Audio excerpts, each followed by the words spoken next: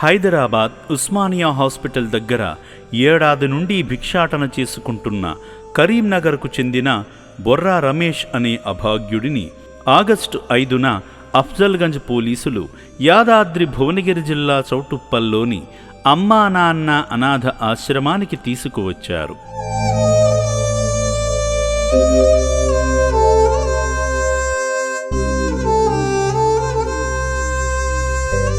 ఆశ్రమంలోని వైద్యశాలలో చికిత్స అందించడంతో కోలుకున్న రమేష్ తలకు ఉన్న అట్టలు కట్టిన జుట్టును గుండు చేసి తొలగించారు ఆశ్రమ సిబ్బంది.